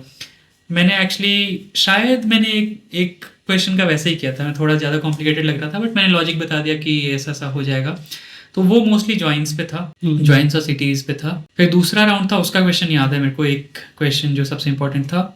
दूसरा था वही प्रॉब्लम सॉल्विंग और प्रोडक्ट थिंकिंग टाइप क्वेश्चन था राउंड। तो उसमें नॉर्मल कॉन्वर्सेशंस, फिर तुम्हारे पुराने प्रोजेक्ट और ये सब पूछे गए थे। उसके बाद जो क्वेश्चन था वो ये था कि ऐसा था कि क्योंकि एक्सट्रीम प्ले के लिए और विंक म्यूजिक के लिए ज्वाइन कर रहा था ना, तो उसी पे था कुछ शायद कि नेटफ्लिक्स में लोग सर्च कर रहे हैं, ठीक है, तो लेट्स से वो सर्च कर रहे हैं अमिताभ बच्चन की मूवी, ठीक है, अमिताभ बच्चन मूवी। बट होता क्या है कि जैसे अमिताभ बच्चन बड़ा एक्टर है तो उसको एज ए कास्ट लिख दिया जाता है बहुत सारे मूवीज में, कास्ट में अमिताभ बच्चन भी है, बट जैसे वो सिर्फ नरेट कर रहा है, कोई मूवी होगी जिसमें वो सिर्फ नरेशन है उस, तो अगर मतलब एक एंड यूजर सर्च करे अमिताभ बच्चन की मूवी तो हाईली लाइकली कि वो उसके नरेट की हुई मूवी के बारे में नहीं सर्च कर रहा है, उसके एज कास्ट वाले मूवी की सर्च कर रहा है। तो एज प्रोडक्ट एनालिस्ट तुम ये क्या ऐसा डेटा बना के दोगे या मेट्रिक बना के दोगे, या how would you help the product team to make this product जिस सर्च को रैंक कैसे, हाँ मतलब ये सर्च रैंक कर दे। इसलिए ऐसे क्वेश्चन का कोई एकदम करेक्ट आंसर नहीं होता है, you have to be thorough कि क्या क्या करेंगे, बहुत सारी चीज़ों के बारे में सोचो कि क्या क्या कर सकते हैं। बट वैसा ये एक बहुत बड़ा जो एक्चुअली पॉजिटिव था कि अदर देन जो मैंने बताए तरीके कि क्या क्या कर सकते हैं, मतलब मैंने कुछ 5-6 तरीके बताए थे कि क्या कर सकते हैं। से उसने पूछा कि फिर finally what do you think about image processing type, ऐसा कुछ जो होता है ना, तो वो या कुछ भी एमएल का लॉजिक लगा के टू फिगर आउट कि उसमें अमिताभ बच्चन है या नहीं है, कितने ड्यूरेशन के लिए है, वैसा हाँ कुछ। वैसा। तो उसने बोला कि तुमने ये क्यों नहीं बोला, ये भी तो कर सकते हैं। मैं बोला देखो आई फील कि ये थोड़ा ज्यादा रिसोर्स इंटेंसिव चीज हो जाएगा एंड एक्यूरेसी भी उस टाइम उतना अच्छा थोड़ी था उसका। Can not rely on that, पहले बात। और आई डोंट थिंक कि मतलब एक होता है ना कि जब तुम प्रॉब्लम सॉल्व कर रहे हो तो इट्स लाइक कि मतलब जहाँ सुई चलती है वहां तलवार चलाने से नुकसान हो जाएगा टाइप, कि तुम इसको सॉल्व करने के लिए तुम इससे जो फायदा होगा उससे ज्यादा तुम नुकसान करा लोगे उसको इम्प्लीमेंट कराने में। तो I don't think it make sense and I think ये आंसर वाज काफी पॉजिटिव फॉर मी, क्योंकि वो उसने बोला कि I am glad that you said that. बोलते हैं कि मतलब बहुत सारे ऐसे लोग आते हैं जो सब शुरुआत यहीं से करते हैं, बोलते हैं कि हम इमेज क्लासिफिकेशन लगा देंगे। मैं बोला पहले तो तुम प्रोडक्ट एनालिस्ट हो, ठीक है, तुम एमएल लगवा रहे हो कहाँ से, तुम काम तुमको दिया गया है, तुम एमएल टीम पे डाल रहे हो, तो एक तो वही गलत है। दूसरा कि ये प्रॉब्लम सॉल्व करने के लिए if we have easier way, more cost effective ways, why would we go to accuracy में 1-2% का डिफरेंस होगा और उसके लिए आप एफर्ट। एग्जैक्टली, तो फिर वो एक काफी पॉजिटिव था। तो मतलब मैं बस इसलिए हाईलाइट कर रहा हूँ कि हमेशा जो एकदम ऑब्वियस लग रहा है आंसर वो हमेशा सही नहीं होता है, और you have to think about other things as well, कि चलो ठीक है हम अगर कोई, क्योंकि कॉस्ट एक बहुत बड़ा फैक्टर होता है किसी भी कंपनी में, ठीक है, मतलब कुछ भी इम्प्लीमेंट कर रहे हो तो अगर बहुत ज़्यादा कॉस्ट है सीधे मना कर दिया जाएगा, लीडरशिप बोलेंगे नहीं करनी इसको, ठीक है, क्योंकि कॉस्ट बेनिफिट एनालिसिस नहीं करेंगे तो पॉइंट नहीं है। वैसे तो हर जगह हम एकदम परफेक्ट इसके लिए वही सब जगह एमएल लगा तो वो मतलब नहीं है। तो ऐसी चीज़ें भी होती है। तो मतलब अगर कोई जैसे इंटरव्यू में पूछ रहा है कि भाई मेरे को ये टेक्स्ट वाला क्लासीफाई करना है, तो जहाँ पे मैं सिंपली इफ एल्स वाला लगा के कर सकता हूँ, वहाँ भी एक दिन लगा दे तो एमएल इंप्लीमेंट करने में पाइथन लाइब्रेरी लगा दो, वो खुद सॉर्ट कर देता है। सही बात। तो ये सब चीजें भी होती हैं फैक्टर। एयरटेल का एक्सपीरियंस सही रहा है, मतलब एक तो ऐसा था कि तो एयरटेल का ऐसा है रहा है कि पहले मैं विंक म्यूजिक में ज्वाइन किया था, एक्सट्रीम प्ले उस टाइम तक उतना कुछ खास फोकस नहीं था मेरा उस पर, और मैं प्लेटफॉर्म प्रोडक्ट देखता हूँ, तो प्लेटफॉर्म प्रोडक्ट देखता है इस पे डिस्कवरी और सर्च का। तो डिस्कवरी मेनली मैं देखता हूँ, डिस्कवरी का एनालिटिक्स। तो उसमें ये होता है कि मतलब जो भी चीज़ें सर्व की जा रही हैं ऐप पे या वेबसाइट पे, तुम खोल रहे हो, जो तुमको दिख रहा है स्क्रीन पे, जो भी रील्स बन के आ रही हैं, कंटेंट के जो कलेक्शंस होते हैं वो कैसे आ रही हैं, उनका परफॉर्मेंस कैसा है, जो लोग इंटरेक्ट कर रहे हैं उनका परफॉर्मेंस कैसा है, वो जो लोग ढूंढ रहे हैं कंटेंट उनका जो ढूंढ रहे हो मिल रहा है उनको सही से या नहीं मिल रहा है, या फिर एमएल बेस्ड, या फिर जो भी हमारी टीम बना रही है डिस्कवरी वाले लोग, तो वो कैसा काम कर रहा है। फिर उसके अलावा कुछ प्रोडक्ट भी हम बनाते हैं, डेटा प्रोडक्ट्स, जैसे हमने कुछ रेल्स बनाई हैं जो वहाँ पे दिखती है, जैसे टॉप 10 का रेल है, टॉप 10 यूनिवर्सिटी या top 10 in India, TV shows, movies, तो जो भी जनरलाइज्ड वाली चीजें होती है ना वो एनालिटिक्स टीम बनाती है। जैसे हम बनाएंगे बेस्ड ऑन, मतलब तुमको एक हमने पर्सोना ऑलरेडी बना दिया, ठीक है, अब उस पर्सोना के बेसिस पे जो देख रहा है तो वो हम एक जनरलाइज्ड रेल बना देंगे कि whoever likes genre this genre उनको ये वो जो मूवी के नीचे रिकमेंडेशन आता है कि तुमने ये देखा है तो ये भी तुमको अच्छा, वो जो जनरलाइज्ड चीजें हैं वो एनालिटिक्स टीम बनाएगी, जो कस्टमाइज्ड एकदम to user experience, user behaviour ऐसा है वो एमएल टीम बनाती है, या फिर सर्च का जो पीछे का एल्गोरिदम हो गया वो सब एमएल टीम बनाती है। बट क्योंकि और इसलिए मेरे को ज़्यादा अच्छा लगा था यहाँ पे, क्योंकि analytics team is not just for making reports. मैं सिर्फ ऐसे उनको एनालिसिस कर करके ही नहीं दे रहा हूँ कि हाँ भाई ये हो गया वो हो गया, ये देख लो इसका अच्छा नहीं काम कर रहा है, अच्छा नहीं कर रहा है। हमारे लिए वो भी मैटर करता है। जैसे मैंने एक रिसेंटली काम किया था, एक मेट्रिक बनाई जो अभी एक्टिवली बहुत सारे प्रोडक्ट्स में यूज हो रहा है। जो लोग एक्सट्रीम यूज करते हैं उनको 1-2 जगह बताओ जहाँ आपका काम उनको देखेगा। वैसे पता नहीं चलेगा ऑब्वियसली, तो पता नहीं चलेगा, हाँ, तो जैसे देख के तो बता। जैसे अभी चेंज हुआ था कि हमने ऑनबोर्ड किया हॉटस्टार और ZEE5 और सन नेक्स्ट। तो इन कंटेंट पार्टनर्स में होता क्या है कि जब तुम क्लिक करो तो प्लेबैक जो होता है वो हमारे ऐप पे नहीं स्टार्ट होता है, हमारे वेबसाइट पे स्टार्ट नहीं होता है, तो वो तुमको रिडायरेक्ट कर देंगे उनके ऐप पे। अब इस रिडायरेक्शन से होता क्या है कि हमारे पास कंजम्पशन डेटा अवेलेबल नहीं होता है, क्योंकि तुम उनके प्लेटफॉर्म पे चले क्योंकि तुम उनके प्लेटफॉर्म पे देख रहे हो। अब तुम हॉटस्टार पे जाके मान लो जुरासिक पार्क देख लिया, ठीक है, तो जुरासिक पार्क देखे, हमको तो पता नहीं चला, हाँ। हम तुमको रिकमेंड ही नहीं करेंगे, हम्म, ठीक है, हमको पता ही नहीं तुम जुरासिक पार्क देखे, तुम क्या देखे वहां जाके, नहीं देखे, कुछ आइडिया नहीं है। तो अब क्योंकि प्लेटफॉर्म प्रोडक्ट का लुकआउट है, ये डिस्कवरी टीम फिगर आउट करेगी कि इसको सॉल्व कैसे करना है, क्योंकि डिस्कवरी हाँ, टीम बनाती है हाँ। रील्स। तो पहले ऐसा होता था कि जब तक कि मेट्रिक हमने नहीं बनाया था, पूरा डेटा पाइपलाइन हमने नहीं बनाया था, ऐसा होता था कि मान लो, जैसे मैंने अभी एग्जांपल दिया, तुम जुरासिक पार्क देख के आए, तो कोई इंसान हॉटस्टार पे या Z5 पे कुछ भी देख रहा है, कुछ भी क्लिक कर रहा है, वो आ ही नहीं सकता। तो ये जो रेल्स थे, रिकमेंडेड फॉर यू या टॉप 10 टीवी शोज इन और मूवीज इन इंडिया, तो इन रेल्स में बिल्कुल भी जियो हॉटस्टार, Z5 कंटेंट्स आते ही नहीं थे, हाँ, ठीक है। मतलब ऑब्वियसली इनका परफॉर्मेंस गिरेगा धीरे धीरे, हाँ, क्योंकि अब इंसान जो हॉटस्टार के कंटेंट देखता है, उसको टॉप 10 वाले में या रिकमेंडेड वाले में दिख ही नहीं रहा है, उसका तो या तो उसको सर्च करना पड़ रहा है, या फिर उसको मतलब उस चैनल स्पेसिफिक पेज पे जाके ढूंढ के देखना पड़ रहा है। तो ये दिक्कत थी। अभी हमने मतलब एक मेट्रिक बनाया प्रॉपर, एक्चुअली काफ़ी अच्छा प्रोजेक्ट था ये। फर्दर हम डिस्कस करने वाले कोई स्पेसिफिक प्रोजेक्ट के बारे में, तो ये प्रोजेक्ट मैं डिटेल में बताना चाहूँगा, तो उस पर बाद में डिस्कस कर सकते हैं। ये एग्जाम्पल के तौर पे बता रहा हूँ मैं कि ऐसे बहुत सारी चीज़ें बनाई हैं हमने। तो एक वो होता है ना, जैसे कि हमने स्टेक होल्डर्स के लिए रिपोर्ट्स भी बनाए, डैशबोर्ड्स भी बनाए, हमने उनको इंसाइट्स निकाल के दिए कि ये अच्छा कर रहा है, वो अच्छा नहीं कर रहा है, वो सब भी है। अदर देन दैट हमारे बनाए हुए प्रोडक्ट एक्चुअली प्रोडक्ट में लाइव हैं, और वो थोड़ा एक sense of achievement type feel करवाता है कि अरे देखो ये तो हमने करवाया है, ये तो ऐसा हम जो कर रहे हैं उसका वजह से दिख रहा है, तो वो थोड़ा अच्छा लगता है। जैसे स्विगी में था कि प्राइसिंग वाले पे ये सब किए, तो उसका जो आउटकम निकला वो डायरेक्ट ऐप पे लाइव था। हाँ, वो डायरेक्ट ऐप पे दिख रहा है। या फिर इसमें भी जो हमने किया, ऑब्वियसली एंड यूजर को फर्क नहीं पड़ता, उसको नहीं पता चल रहा है, बट मेरे को लगता है वो शिट हमने इतना किया, और एक्चुअल में उसका लाइव भी तो इम्प्रूव हो उसका रहा है, लाइफ उसको बेटर एंड यूजर के लिए तो इम्प्रूवमेंट होता ही ऑब्वियसली। वही।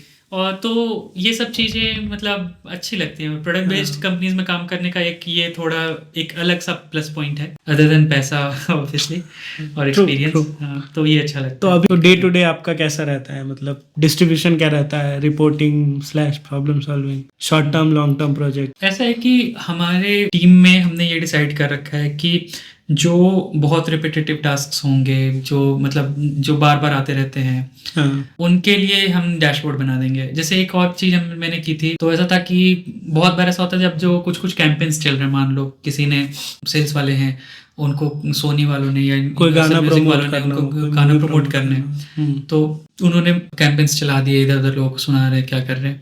तो अब उसमें होता है एक सॉन्ग का परफॉर्मेंस, है तुम किसी भी इंसान को सुना रहे हो as campaign to get more ऐसे लिसन्स, तो थोड़ा वो गिरने का डर रहता है, मतलब ऐप का परफॉर्मेंस ही। तो हम एक मेट्रिक ट्रैक करते थे, स्किप रेट इज कि तुम गाना स्टार्ट किए प्लेबैक और विद इन 10 सेकेंड तुम नेक्स्ट सॉन्ग कर दिए, ठीक है। तो वो skip rate used to be मतलब 25-30% फॉर हिंदी सॉन्ग्स, अगर एवरेज मानो तो। अगर बहुत अच्छा सॉन्ग है तो वो घट के 15-20 के बीच में आ जाएगा, गंदा सॉन्ग है तो 50 पे भी जा सकता है, बट एवरेज तक मेंटेन करके रखना पर सॉन्ग स्किप रेट आप? हाँ, पर सॉन्ग मैं तो एवरेज कैसा कर रहा हूँ। Exactly. तो ये होता था कि बहुत बार कैंपेन्स अगर ये लोग चला रहे हैं तो सबको सुनाया जा रहा है, तो वो खराब हो जाता है, तो वो नहीं चाहिए हमको। क्योंकि एक और चीज होती है ना कि प्लेबैक्स हम उनको मानते हैं जो एटलीस्ट 30 सेकंड तक प्ले किया हो। स्किप रेट 10 सेकंड के पहले अगर छोड़ दे रहा है तो प्लेज भी काउंट नहीं होगा, तो एंगेजमेंट का वो सब घट जाएगा प्लेटफॉर्म पे। तो अब ऐसा होता था कि बार बार कोई नया गाना आ गया तो उसका परफॉर्मेंस जानना है इनको, स्टेट रेंज से आप अंधों की तरह तो नहीं पुश कर सकते, स्किप रेट बढ़ जाएगा तो अब और प्ले नहीं होगा। दिक्कत ये होती थी कि हर बार हमको गाना का आईडी लो, सॉन्ग आईडी, उसको फिर एक डेट रेंज के लिए रन करो और फिर स्किप रेट और ये सब कैलकुलेट करो और फिर उनको बताओ एक्सेल शीट में शेयर करके। तो वो थोड़ा रिपीटेटिव टास्क लगता था। भले ही 15-20 मिनट ही जा रहे हैं, बट वो जा रहा है और हर बार बैक एंड फोर्थ टाइप चल रहा है। और हम डैशबोर्ड भी बना नहीं सकते क्योंकि लाखों गाने हैं, तो डैशबोर्ड बनाने का उतना सेंस नहीं था, एक करके टैबल्यू पे फालतू का लोड आता। तो मैंने क्या किया था, मैंने एक वेब ऐप बना दिया था स्ट्रीमलेट का। सो स्ट्रीमलेट जो पाइथन का पैकेज है जिससे तुम वेब ऐप या जो भी विजुअलाइजेशन टाइप चीजें बना सकते हो। तो ऑब्वियसली उस टाइम तक चैट जीपीटी आ गया था तो मेरे को लगा कि यार ये तो बहुत टाइम ले रहा है मेरे को करने का मन भी नहीं है। मतलब ऐसे काम जो मैं ईजी है और वो सेम चीज कोड रन करके निकाल के दो, ये मेरे को नहीं मन होता था करने का। तो मैंने क्या किया, मैंने एक स्ट्रीमलेट का ऐप ही बना दिया, ठीक है। उस पर तुम सॉन्ग आईडी डालो और वो क्या करता था कि सॉन्ग आईडी और डेट रेंज डालो, उसमें क्लिक करो तो वो बैकएंड में पाइथन का कोड था, ऑब्वियसली पाइथन को सीक्वल से लिंक किया था मैंने, और रेडशिफ्ट यूज करते थे हम सारे शायद तभी, तो रेडशिफ्ट से कनेक्टेड था, वो फेच करके और फिर वहीं पे प्रेजेंट कर देता था। तो अब दिक्कत बस ये थी कि मैंने उसको होस्ट नहीं किया था, तो हर सुबह आके बस एक बार रन करना पड़ता था मेरे को टर्मिनल में जाके, वीएम चलाना। हाँ, तो बस ये था। बट वो चला दो, उसके बाद उनको मैंने लिंक दे दिया था कि आप इसको खोलना, इसमें जो भी गाने का आईडी है वो डालना, जिस डेट रेंज के लिए चाहिए वो डालना, आपको कितने प्लेज हुए, कितने 30 सेकंड प्ले हुए, कितने स्किप रेट है, कितने यूनिक लोगों ने सुना, वो सारा इन्फॉर्मेशन आपको मिल जाएगा। तो वो काफी खुश हुए क्योंकि उनका भी काम बच गया, उनको भी बार बार डिपेंडेंसी खत्म हो गया। तो ऐसे चीजें भी काफी की है हमने, और ये थोड़ा इंडिपेंडेंस था कि हाँ चलो ऐसा कर सकते हो आराम से।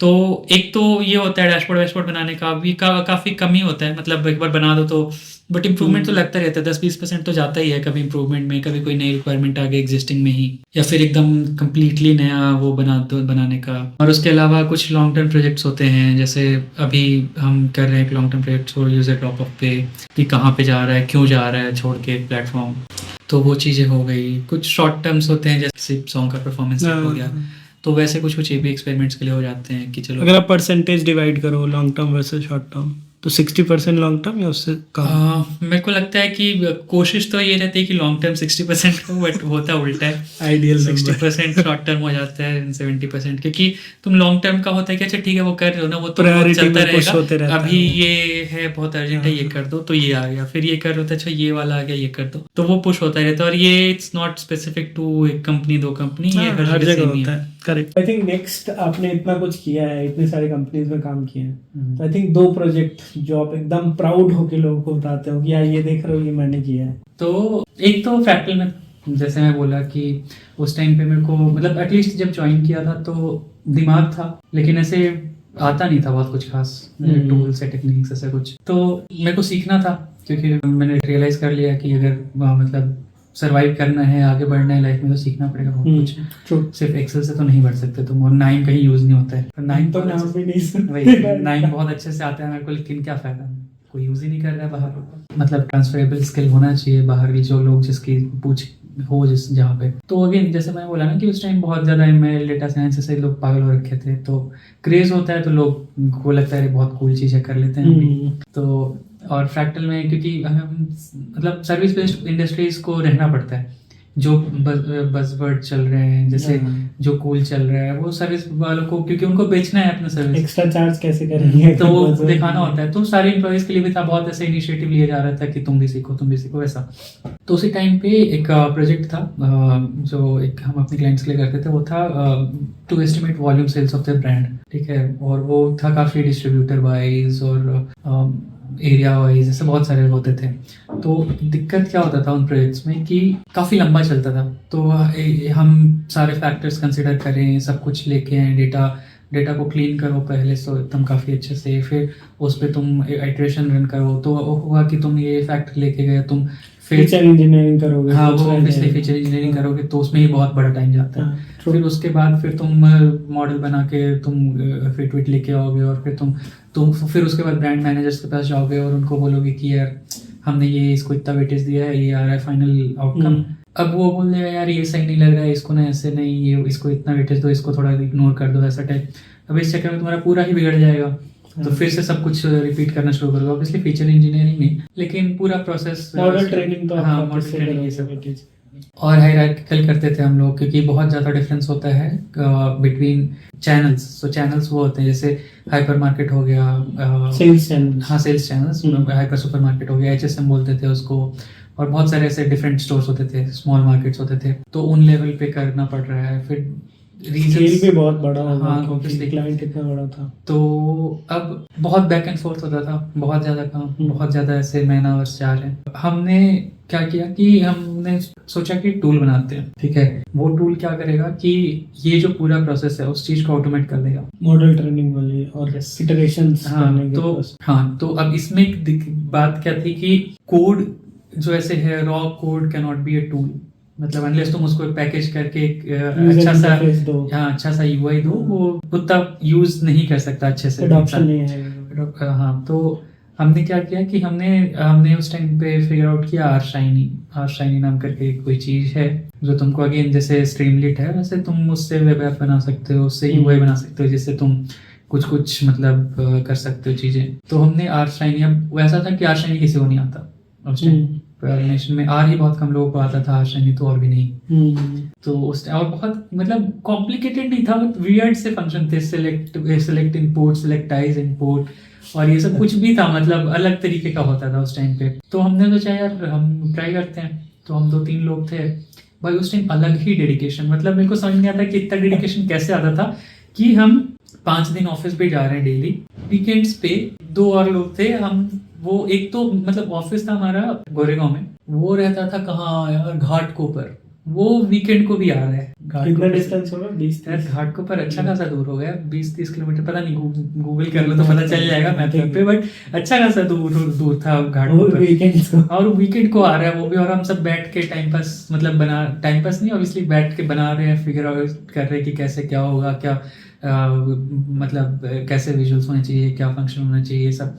तो हमने एक प्रॉपर मतलब पहले आउटलाइन बनाया कि कैसा दिखना चाहिए, कहाँ पे क्या फंक्शन होना चाहिए, क्या क्या हम हैंडल कर सकते हैं इसमें, किस तरीके की चीज़ें हैंडल कर सकते हैं। तो ऐसा बनाया हमने जैसे कि मान लो डेटा आया, ठीक है, तो डेटा हम पुराना मतलब पिछले 30 महीने 40 महीने का डेटा लेके आएंगे हर चैनल का, कितना सेल हो रहा है कौन से ब्रांड का, ठीक है, और उसको उस डेटा को फीड करेंगे उसमें। फिर अब क्योंकि थोड़ा वैसा था क्योंकि हम भी सीख ही रहे थे, तो इतना हमने रोबस्ट नहीं बनाया कि तुम कुछ भी डाल दो और एकदम सब हैंडल कर लेगा। हमने डेटा वैलिडेशन के टेक्निक्स यूज किए कि भाई तुम्हारा डेट कॉलम इस फॉर्मेट में होना चाहिए, तुम्हारा कॉलम नेम ऐसा होना चाहिए एटलीस्ट, मतलब वॉल्यूम सेल्स लिख रहे हो तो वॉल सेल्स या वॉल्यूम सेल्स लिख दोगे तो हो जाएगा, बट वीएस लिख दोगे तो नहीं हम कर पाएंगे, क्योंकि इतना स्मार्ट नहीं बनाया हमने, ये फेल्स ही लगाया।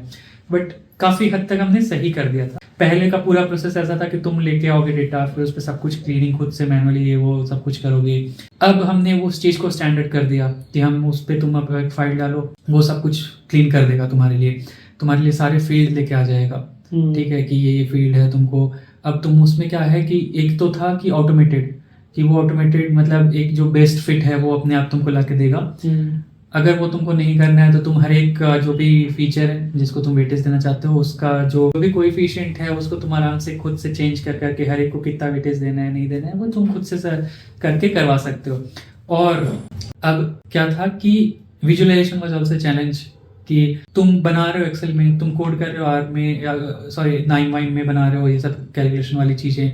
अब विजुअलाइजेशन के लिए तुमको पावर बीआई जाना पड़ रहा है, तो डिफरेंट टूल हो गया, तुम यहाँ से वहाँ अपलोड कर रहे हो। हमने क्या किया कि तुम वहाँ पे फाइल डालो, तुम्हारे पास 2 ऑप्शन दे दिए, चूज करो to visualise how the data looks like, how the trend looks like, everything, वो था। और हमने उस टाइम पे एक बहुत कूल पैकेज आया था, एस्क्विसे नाम था उसका, आया था यार पहले से था जो भी है, मेरे को मिला ऐसे बहुत एक्सप्लोर करते हैं क्योंकि रैंडम चीजें करते रहते थे, तो मैंने एकदम ऐसे यार ये तो लगाना ही है, ये तो यूज करना ही है अपने टूल में, हम करेंगे।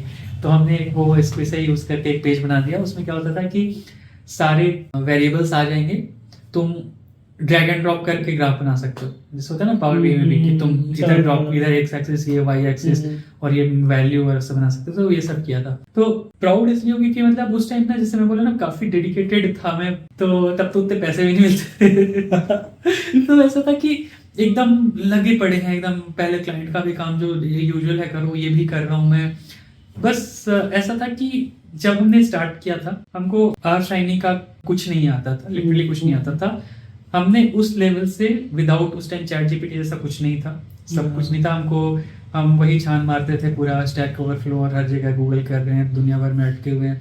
एंड देन आई रियलाइज्ड कि जो मतलब इवन बटन का साइज यहाँ से या करने के लिए भी पूरा का पूरा पेज का लेआउट बिगड़ जा रहा है, कितना मुश्किल है वो करना। तब रियलाइज हुआ, फिर मेरे को एक्चुअली ये भी रियलाइज हुआ कि अच्छा हुआ मैं डेवलपमेंट में ही जाता मेरा तो गिव अप हो जाता। When we showcased it to हमारे क्लाइंट्स और जो इवन इंटरनल टीम, हर जगह से पॉजिटिव रिस्पांस था। ये नहीं था कि यार ये क्या बना रही है, इसको कैसे यूज करेंगे। एवरीवन वाज वेरी एंथुसियास्टिक कि अरे काफी सही हो गया, हमारा काफी काम बच जाएगा, ये वो अडॉप्शन होना इज अ हाँ। Big win. और मतलब उस टाइम पे तो ये भी हो रहा था कि मतलब we may even sell it to our clients directly कि ये टूल यूज कर सकते हो।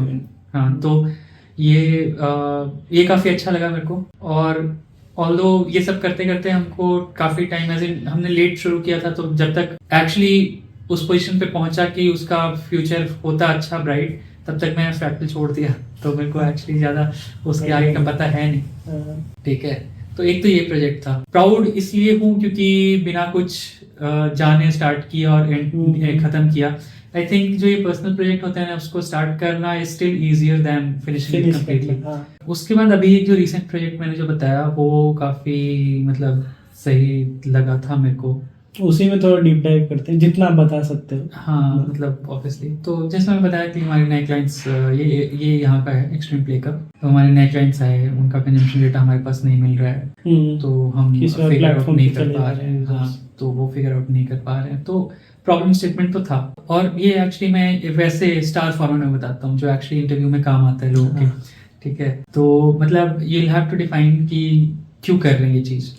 ठीक है, तो प्रॉब्लम स्टेटमेंट बता दिया मैंने, सिचुएशन बता दिया, हमारे पास डेटा अवेलेबल नहीं है। अब बिकॉज वो डेटा अवेलेबल नहीं है, बहुत सारी जगहों पे मिस हो रहा है। हम टॉप 10 वाले में जियो हॉटस्टार के शोज ही नहीं दिखा रहे हैं। अब अगर कोई इंसान देख रहा है, मतलब टीवी देख रहा है, उसको पता है कि यार बहुत सारे शोज हैं जो यहाँ टॉप 10 में दिख ही नहीं रहे मेरे को, ये तो इतना एकदम फेमस चल रहा है, तो वो नहीं आ रहा है।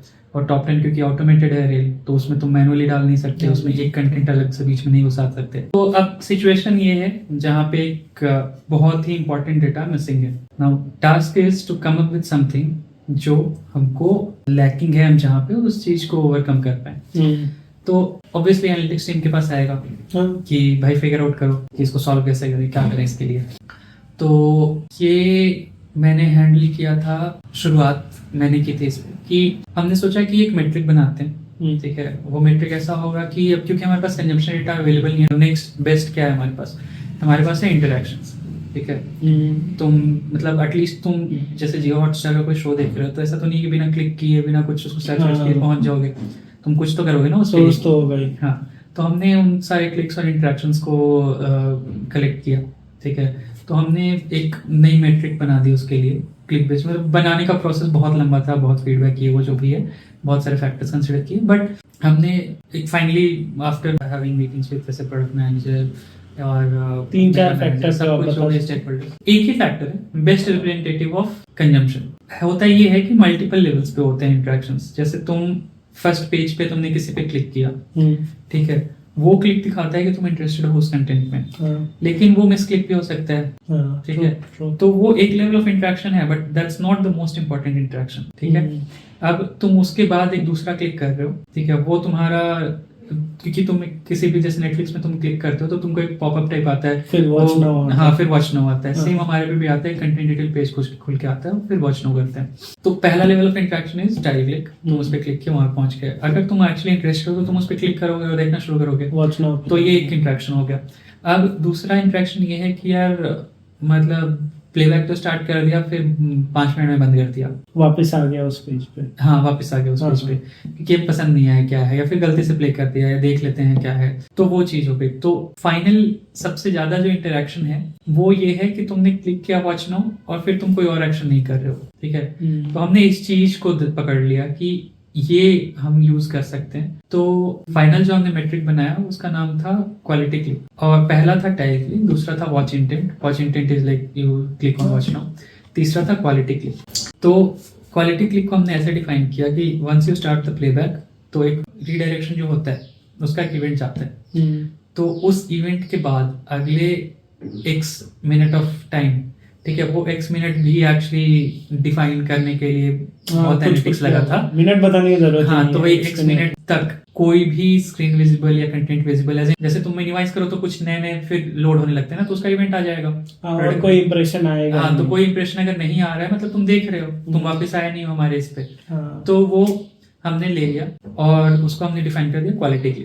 ठीक है, तो अब दिक्कत इसमें ये थी कि तुम हॉटस्टार पे गए, तुमने वहां से क्लिक करके बंद कर दिया, देखा ही नहीं, तो नल हो गया, तुम कुछ नहीं गया।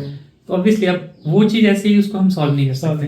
ठीक है, तो हमने फाइनली ये देखना शुरू किया कि इससे हमारा डेटा कितना पल्यूट हो रहा है, कहीं ऐसा तो नहीं है कि सब नल वाले हैं। ठीक है, तो ऐसा पता चल रहा है कि हम 5% लोग ही एक्चुअली कंज्यूम कर रहे हैं और बाकी 95% लोग बंद ही कर दे रहे हैं। ऐसा भी नहीं होना चाहिए, वरना तो फेल ही हो जाता। तो फिर फॉर्चुनेटली ऐसा हुआ कि एक जो कंटेंट पार्टनर है दे अग्रीड टू शेयर ऐसे कंजम्पशन डेटा, लेकिन बाद में मतलब रियल टाइम नहीं होगा बट 2-3 दिन बाद जैसे पूरा कलेक्टेड डेटा दे देंगे, वैलिडेट भी हो हाँ। तो वैलिडेट करने के लिए हो गया मेनली, हम रियल टाइम तो यूज नहीं कर पा रहे, वैलिडेट कर सकते हैं उसको। Nice. तो हमने वैलिडेट किया, इट वाज वेरी क्लोज। मतलब मैं अगर बोल रहा हूँ कि 85% लोग क्वालिटी क्लिक कर रहे हैं, ठीक है, वॉच इंटेंट वाले 78-79% एक्चुअल कंजम्पशन से भी आ गया था, यूजफुल डेटा। हाँ। तो फिर हमने मतलब लगा कि this is the best we can get, मतलब इसके अलावा और एस्टिमेट तो क्या ही करेंगे हम। तो फिर हमने वो स्टार्ट कर दिया कि चलो ठीक है यूज करते हैं। अब स्टार्ट करने का प्रोसेस भी काफी लंबा था।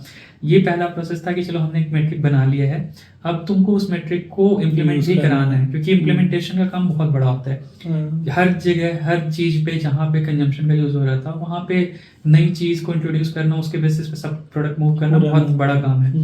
तो और उसके लिए बड़ा काम है, उसके लिए बहुत एफर्ट लगता है। सबसे पहले तो क्योंकि ये डेटा पाइपलाइन बनाना है स्टफ और तुमको पूरा लॉजिक बताना है स्टफ, तो मैंने क्या किया कि मैंने उसको पाइस्पार्क में ही लिख दिया पहले कोड, ये पूरा कैलकुलेशन वाला ही, ताकि डेटा इंजीनियरिंग वालों को मेरे को पूरा सब कुछ बताना ना पड़े कि भाई यहाँ से ये करो, वो कैलकुलेट करो। क्योंकि I have seen at least data engineering का जो एनालिटिक्स वाला लॉजिक होता है वो थोड़ा वीक होता है। वो कोड कर देते हैं बट डेटा पाइपलाइन बना देते हैं, बट थोड़ा एनालिटिक्स माइंडसेट से सोचना थोड़ा मुश्किल हो जाता है उनके लिए। तो वो मैंने पाइस्पार्क में खुद लिख दिया क्योंकि मेरे को सीखना भी था, ठीक है, अपस्किलिंग इज द की। अभी के टाइम पे तो स्पेशली। हाँ, तो मैंने सोचा कि यार चलो मतलब पाइस्पार्क सीख ही रहा हूँ मैं, कुछ कुछ करता रहता हूँ, तो मैं खुद ही बना देता हूँ ये डेटा पाइपलाइन वाला, एटलीस्ट कोड ये पूरा पाइपलाइन में वो लोग डालते हैं। तो मैंने वो पाइस्पार्क वाला कर दिया काम पूरा। तो फिर वो डेटा स्टार्ट हो गया आना, और डीपी वालों ने बना दिया, तो उनको बैक एंड फोर्थ की क्या कैसे क्या लिया मैंने, कहाँ से डेटा क्या कर रहे हैं हम, वो लोग पूरा बताया, पूरा कोड दे दिया। तो पहला एक स्टेक होल्डर, ठीक है, डीपी वाले। फिर पीएम्स को बताया मैंने कि भाई ऑलरेडी हो चुका है बट वो दूसरे स्टेक होल्डर, उनको ऐसे समझाया गया। फिर डेव्स को बताना पड़ा कि भाई क्वालिटी क्लिक इधर आएगा उधर आ रहा है, फिर ये तुम रेल्स में वो लोग, क्योंकि डिस्कवरी के डेव जो है वो लोग करेंगे। एमएल वालों को बताना पड़ा कि क्या लॉजिक है, किसके बेसिस पे क्या क्या फैक्टर हमने कंसिडर किया है, वो अपना जो रिकमेंडेशन वाले जो हैं लॉजिक्स उसको कैसे मॉडिफाई करें इसको यूज करके। मेरे को लगता है जितने भी स्टेक होल्डर्स थे सबको, इवन जो क्यूरेशन टीम होती है जिनको अभी तक कंजम्पशन डेटा पता था, दे वर लाइक कि अच्छा क्वालिटी क्लिक जैसा भी कुछ आया है मार्केट में, तो उनको बताना पड़ा कि हमने क्या क्या कंसिडर किया। टाइम कितना लगा आपको एंड टू एंड? यार ये करने में मेरे को लगता है महीना 1.5 महीना तो चला गया था बनाने में, पूरा सब कुछ बैक एंड फोर्थ करते हुए। अगेन जैसे मैंने बोला लॉन्ग टर्म प्रोजेक्ट्स थोड़ा साइड लाइन हो जाते हैं, तो उसकी वजह से भी डिले होते हैं काफी सारे, तो उसकी वजह से पूरा बैंडविड्थ तो ऑब्वियसली नहीं जाएगा। हाँ, तो ये सब करते करते फिर फाइनली अभी जब इम्प्लीमेंटेशन होने शुरू हुए तो एक्चुअली काफी पॉजिटिव रिजल्ट है। तो मैंने बोला ना जैसे खुद के बनाए हुए चीजें दिखती हैं, तो मेरे को अभी देख के अच्छा लगता है, चलो मैंने जो बनाया था उसका यूज करके कुछ जो हो रहा है उसका अच्छा रिजल्ट दिख रहा है, तो मतलब थोड़ी तो प्राउड फीलिंग आती है। जब भी ऑडियंस में कोई देखेगा स्टार बजा रहा है, अभिषेक हो रहा है, तो ये वाला मैंने किया है, ये वाले में मेरा कंट्रीब्यूशन है। ऑब्वियसली मेरा कंट्रीब्यूशन स्टार्टिंग में इम्प्लीमेंट पूरा डिस्कवरी टीम मतलब डेवलपर्स करते हैं, बट लॉजिक कहीं ना कहीं लगा होगा। वो तो हर एक टाइल कहाँ पे रहेगा, तो वो सब जो होता है वो बीच बीच में वो चीजें, बहुत से छोटी मोटी चीजें जो प्रोडक्ट होती हैं वो भी काफी सारी बनाई है मैंने, एंड ये एक्चुअली लाइव है तो अच्छा लगता है ये देख के। तो आई थिंक आप इनिशियली आर में कर रहे थे, फिर आप धीरे धीरे स्पार्क पाइथन की तरफ चले गए। हाँ, तो ये ट्रांजिशन क्यों आर वर्सेस पाइथन, सबसे बड़ा क्वेश्चन। बट आई थिंक अब काफी 90% इंडस्ट्री में पाइथन ही यूज हो रहा है। आई थिंक मेरा भी डिसीजन मूव करने का, मैं ऐसा कुछ एक्टिव डिसीजन नहीं था कि यही यूज करूंगा, अपने आप ही हुआ है। मैं आर में पहले कंफर्टेबल था, आर काफी सही था डेटा एनालिटिक्स के लिए और ये सब जो भी के लिए मेरे को बहुत इजी लगता था, खासकर टाइडीवर्स सब कुछ मेरे को रटा हुआ सा हो गया था कि हाँ ये करो वो करो, हो जाता है बहुत इजीली हो जाता है डेटा इंटरनेशन। लेकिन दिक्कत ये थी कि बाहर आर की ज़्यादा डिमांड नहीं है कंपनीज में, ऐसे कंपनीज प्रेफर करती हैं पाइथन।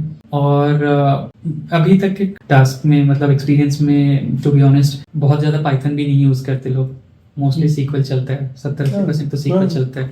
सीक्वल में कुछ नहीं होता है तभी लोग पाइथन करते हैं। तो अब ऐसा था कि जैसे जब एयरटेल में आया मैं, तो यहाँ पे जो आपको क्लस्टर दिए गए थे पाइथन के लिए, सबके पास सबका यूजर आईडी अपना अपना था, जैसा अपने अपने नोटबुक बनाओ अपना यूजर आईडी से करके करो। आर में सिर्फ एक लॉगिन था, तो वो रिसोर्सेज का भी इशू हो गया और बहुत कम लोग यूज करते थे। तो मैं सोचा कि चलो मतलब देख भी लिया है मैंने कि पाइथन ज्यादा डिमांड में है और यहाँ पे मिल भी गया और चल रहा है, तो क्यों नहीं।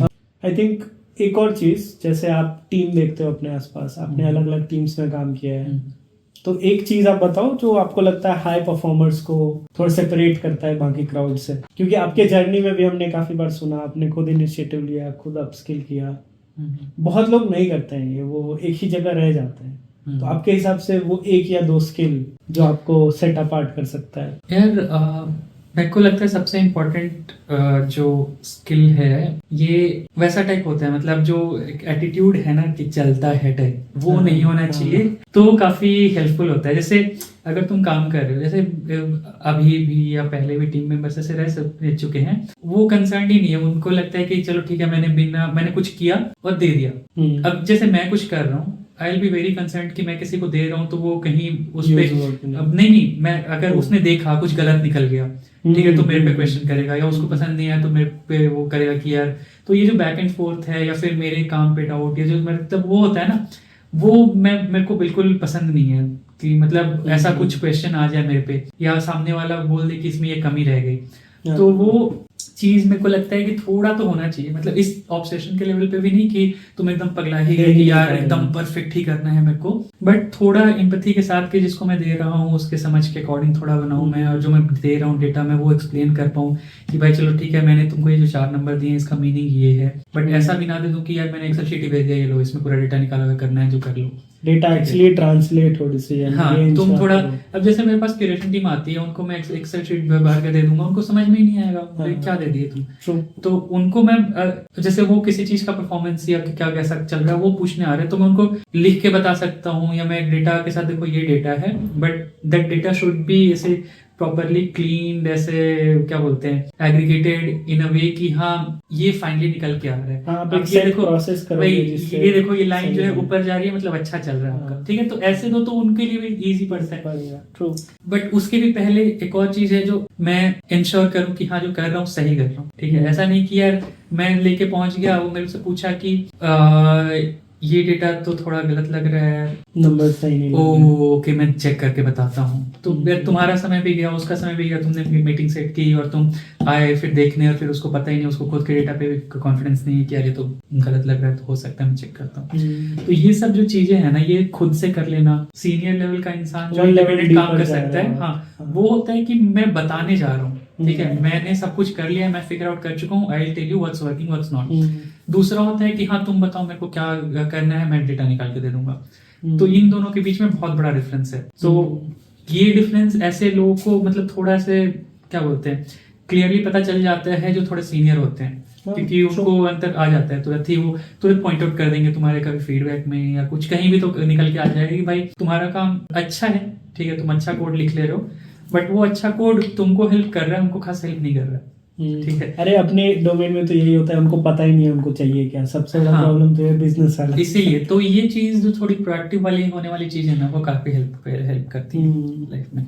Make sense. तो आपने अभी तक बेसिकली काफी इंटरव्यूज भी लिए होंगे, रेज्यूमे शॉर्टलिस्ट किए होंगे, तो एक चीज जो आपको एकदम पसंद नहीं है रेज्यूमे में और एक चीज जो आप बहुत पसंद करते हो? एक चीज जो मेरे को बिल्कुल अच्छी नहीं लगती वो ये है कि लोग आजकल जैसे जो कूल वर्ड्स चल रहे हैं, ठीक है, इवन मैं एनालिटिक्स के इसमें भी लोग RAG LLM सब घुसा दे रहे हैं, भाई मेरे को आधे लोगों को उनका कुछ मतलब ही नहीं पता है। तो दिक्कत ये होती है ना कि तुमने अपने रिज्यूमे को ATS से पार कराने के लिए सब कुछ भर दिया उसमें, अब जैसे ही मैंने उसमें से एक क्वेश्चन पूछ दिया और तुमने नहीं बता दिया, तुम्हारा पूरा खत्म हो गया, तुम्हारे पूरे रिज्यूमे पर से ही भरोसा उठ गया, क्योंकि तुमने जो लिखा क्या वो बता नहीं पाए, तो फिर बाकी सब चीजें मैं चेक थोड़ी करने जाऊंगा, मैं मान लूंगा कि तुमको ये नहीं आता है तो बाकी चीजें भी डाउटफुल है। तो इसलिए मतलब इंस्टेड ऑफ जैसे कूल वर्ड्स से भर देने के रेज्यूमे में भी एक दो अच्छे प्रोजेक्ट्स कर लो खुद से और वो चीज लिखो, और वो जब लिख रहे हो तो एटलीस्ट इतने प्रिपेयर्ड हो जाओ कि उससे मैं अगर तुमको कुछ पूछ रहा हूँ या उससे कोई भी पूछ रहा है तो तुम अच्छे से बता पाओ। चलो तुमने चाहे झूठ का ही प्रोजेक्ट भर दिया, ठीक है, कि ये किया है मैंने, लेकिन एटलीस्ट इतना प्रिपेयर हो जाओ कि उस प्रोजेक्ट से रिलेटेड में कुछ रैंडम क्वेश्चन पूछ दिया तो वो भी तुमको आता है। हम्म। ठीक है, आज मैंने लिख दिया कि चलो मैंने नेटफ्लिक्स का पूरा रिकमेंडेशन मैंने बनाया है, अब मेरे से सामने से क्वेश्चन पूछता है कोई कि भाई ये कॉमेडी वाले में क्राइम दिख जा रहा है तो तुम क्या चेक करने जाओगे, मैं बता ही नहीं पा रहा, मेरी फट गई कि यार ये अब क्या बोलूं मैं, नकल करने के लिए भी अकल चाहिए टाइप वाली चीज होती है। अगर तुम बना रहे हो चलो ठीक है, तुमने एक प्रोजेक्ट कर लिया, आधा अधूरा ही किया, बट एटलीस्ट जो इंटरव्यूअर तुमसे पूछ रहा है उसका आंसर करने के लिए प्रिपेयर्ड रहो, इस बात I would say. And one thing you love could be in resume, could be in interview, दोनों में से कुछ भी चलेगा। इज ऑनेस्टी, मतलब अगर तुमको नहीं आता है तो सीधे से बोल दो कि हाँ यार इस पे नहीं काम किया बात मैंने। मत घुमाओ। हाँ, मतलब घुमाओ मत, फालतू एक्सप्लेनेशन मत दो कि यार ये हाँ, वो इतने ऐसा। साल से बैठे इस हाँ, इंडस्ट्री में, पता क्योंकि तो चल वही ही मेरे को जाएगा। पता चल जाता है, सबको पता चल जाता है इनफैक्ट कि हाँ कितना आता है, तुम कितने पानी में हो। तो ऐसा है कि अगर जैसे मान लो मैं सीक्वल पाइथन दोनों पूछना चाहता हूँ, तुमने बोल दिया पाइथन आता नहीं, मैंने बहुत ज्यादा कुछ किया नहीं, मैं सीक्वल पूछ के खुश हो जाऊंगा कि चलो सीक्वल आता है, थोड़ा टफ कर देंगे। भाई 70-80% सीक्वल में ही काम होता है। बट तुम वहां पे शो ऑफ करने के चक्कर में मत जाओ, जितना आता है बस उतनी ऑनेस्टी रखो। और ये भी है कि जो नहीं आता उस पर क्लियरली बोल दो। वो जो उटपटांग घुमाने वाला ना, वो बहुत इरिटेटिंग लगता है कि एकदम कुछ ना कुछ तो कहीं ना कुछ तो बोलना है टाइप बोल दिए, तो वो थोड़ा ज्यादा निगेटिव हो जाता है कि यार ये तो नहीं चाहिए था। Got it, make sense. और लास्ट जो हवा बना हुआ है, एआई का बहुत इफेक्ट हो रहा है डेटा में, आपको क्या लग रहा है कितना है? अभी तो कोई नहीं बता सकता, बट जस्ट इसमें टू बी ऑनेस्ट एक्चुअली मेरे को भी बहुत ज्यादा क्लियर आइडिया है नहीं कि आगे जाके क्या होगा, लेकिन एक बात तो है जो अभी से क्लियर होने लग गई है कि एआई के आने के बाद से बहुत सारी चीजें रिडंडेंट होती जा रही हैं। जैसे पहले जो रोल्स थे, जो डेटा एंट्री वाले या एमआईएस वाले, वो काफी ऑटोमेट हो जाएंगे, काफी इजीली ऑटोमेट हो सकते हैं। और कंपनीज हमेशा हमेशा देखती रहती है कॉस्ट कटिंग के चांसेस। तो जैसे ही उनको लगेगा, जैसे ही मेरे को लगता है कि एआई इस लेवल पे आ जाएगा कि उसका कॉस्ट और ह्यूमन कॉस्ट मतलब इवन कंपेरेबल भी हो जाएंगे, तो आई एम श्योर कि ह्यूमन एरर जो होते हैं वो एआई से बहुत ज्यादा होते हैं। तो ये जो मैनुअली एंट्री कर रहे हैं लोग, या तुम्हारा काम अगर सिर्फ ये है कि तुम एक्सेल शीट यहाँ से निकाल रहे हो, डेटा निकाल कर उसका एक विजुअलाइजेशन या एक ग्राफ बना के भेज दे रहे हो, या फिर तुम एक टेबल बना के भेज दे रहे हो किसी को, सारे स्टेक होल्डर्स को, तो ऐसी जॉब्स नहीं रहेंगी। डेटा डंप कर रहे हो तो हाँ, ऐसी जॉब्स नहीं रहेंगी। तो मतलब मेरे को लगता है कि ऐसे जो होता है ना कि थोड़ा जो एक्सपीरियंस आने के बाद लोगों को अपने फील्ड में, मतलब जैसे मैं कर रहा हूँ अगर एंटरटेनमेंट वाली इंडस्ट्री में काम कर रहा हूँ, या फिर मैंने अगर सुपर डेली में काम किया है तो ई कॉमर्स वाली चीज़ों में हो गया, तो वो जो डोमेन नॉलेज जो होता है वो एक्चुअली हेल्पफुल होगा आई गेस इन फ्यूचर, क्योंकि वो एआई थोड़ा पता नहीं मतलब आगे जाके कैसा हो जाए, बट एटलीस्ट नियर फ्यूचर में तो नहीं होगा कि वो ये डोमेन नॉलेज भी एकदम ही सप्लाई चेन में कचरा, दूध का पैकेट चुरा रहा है डिलीवरी एग्जीक्यूटिव भी कहाँ। एग्जैक्टली। और एक और चीज ये होती है ना कि जैसे बहुत सारा कंटेक्स्ट जो होता है वो समझना एआई के लिए थोड़ा मुश्किल हो जाता है, क्योंकि सेम चीज, same data could mean something else एक बार में, दूसरे दिन तुम देख रहे हो तो it could mean something else. बहुत सारे केसेस में होता है जो एक्सपीरियंस को रिप्लेस नहीं कर सकता ये। लास्ट बिफोर वी एंड कुछ ज्ञान देना चाहते हो जो लोग डेटा में आना चाह रहे हैं उन लोगों को? मतलब देखो अभी भी मैं ऑनेस्टली बोलूं तो मेरे को लगता है कि ऑल्दो बहुत ज्यादा भीड़ बढ़ गई है, मतलब क्योंकि लोगों को लगता है कि बहुत ईजी है, सीक्वल सीख लेंगे हो जाएगा, सीक्वल सीख लेंगे, एक्सेल तो आता ही है, but to be honest Excel भी नहीं आता, एक्सेल भी नहीं आता। एग्जैक्टली। लोगों को पिवट टेबल बनाने में कंफ्यूजन हो जा रहा है, लोगों को वीलुकअप करने बोल दो उसमें भी नहीं हो पा रहा है, तो लोगों को लगता है कि एक्सेल तो कूल ही नहीं है, एक्सेल तो कोई बोल ही नहीं रहा सीखने, तो हम नहीं सीखेंगे, जबकि अभी भी दुनिया भर को रिपोर्ट भेजना है तो एक्सेल पे हो रहा है। सेल्स तो एक्सेल के अलावा हाँ, देखता ही नहीं है। तुम निकाल रहे हो डेटा, तुमको दिखाने जाना है वो एक्सेल पे हो रहा है, सीक्वल थोड़ी दिखा रहा हूँ मैं। तो पहले तो बेसिक्स स्ट्रॉन्ग करो अपने। आजकल का जॉब जो जेडी देखो भाई, लोग पागलों की तरह कुछ भी डाल दे रहे हैं, उनको सब कुछ चाहिए। तुम फ्रेशर को भी एक्सपीरियंस मांग रहे हो, मतलब एंट्री डेटा एनालिटिक्स भी एंड टू एंड मांग रहे हैं। हाँ भाई, तुमको डीबीटी आना चाहिए, तुमको स्नोफ्लेक आना चाहिए, सब कुछ तो आना चाहिए, ETL मांग रहे हैं। हाँ, सब कुछ होने लग गया है, तो थोड़ा मतलब हो तो गया मुश्किल आना। तो आई वुड सजेस्ट कि स्टार्ट तो सीक्वल से ही होगा, क्योंकि है तो वो सबसे बेस लैंग्वेज। उसके बाद फिर मतलब थोड़ा वो होता है ना जैसे प्रॉब्लम सॉल्विंग, क्योंकि मल्टीपल फील्ड्स होते हैं। अब बिजनेस एनालिस्ट कुछ और कर रहा है, प्रोडक्ट एनालिस्ट कुछ और कर रहा है, एनालिटिक्स इंजीनियर कुछ और कर रहा है, तो पहले तो फिगर आउट कर लो कि करना क्या है, ठीक है, किस फील्ड में जाना है, एग्जैक्टली किस पे फोकस करना है पहले, क्योंकि एक बार घुस जाओ उसके बाद स्विच करना इज ईजियर देन मतलब पहले से ही कि एकदम ये सब कुछ सीख लें, सब कुछ एनालिटिक्स इंजीनियर का भी सीख लें, ये वो पहले कुछ भी एक में घुस हाँ, कहीं तो स्टार्ट करो। जो स्टार्ट करो एटलीस्ट, बट ऐसी जगह पे करो जहाँ पे कि ये ना हो कि नाम तो मेरा टाइटल है बिजनेस एनालिस्ट का, बट कर रहा हूँ मैं कि यार जैसे प्रोग्राम मैनेजर। हाँ, जैसे एक मित्र हैं हमारे, उन्होंने बिजनेस एनालिटिक्स में काम शुरू किया, बट उनका काम क्या था कि ये शीट से डेटा निकालो और कॉपी करो। तो ये डेटा एनालिटिक्स का जॉब ही नहीं है, बट तुमको टाइटल मिल गया। अब तुम जा रहे हो दूसरी कंपनी में, क्योंकि ये काम से तुम 15 दिन में बोर हो जाओगे। सस्टेनेबल भी नहीं है कि तुम ये करो मतलब 20-20 घंटे तो तुम कॉपी पेस्ट कर रहे हो यहाँ से यहाँ, ये एनालिटिक्स है ही नहीं कुछ इसमें। तो तुम अब इस स्किल के साथ किसी दूसरे कंपनी में अप्लाई करोगे, तुमको कोई लेगा ही नहीं, क्योंकि इसकी कोई किसी को जरूरत ही नहीं है। और ये काम तो यही सबसे पहले रिप्लेस करेगा उसको, वो तो यही करता है। अभी तक OCR तो और एक्यूरेट हो गया।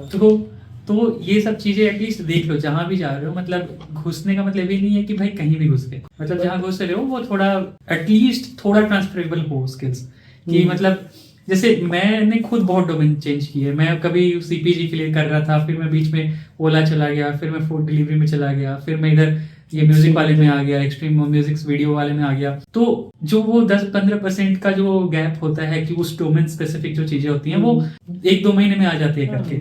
लेकिन जो बेस स्किल्स है कि हाँ इस प्रॉब्लम को कैसे सॉल्व करना है, इस प्रोडक्ट में अगर कुछ फटा तो वो कैसे फिगर आउट करना है, ये कहाँ वट होगा, वो तो मतलब रहता ही है ना। तो वो आ जाता है इवेंचुअली विथ एक्सपीरियंस, बट उसके लिए तुमको अच्छी जगह पे एक्सपीरियंस भी चाहिए।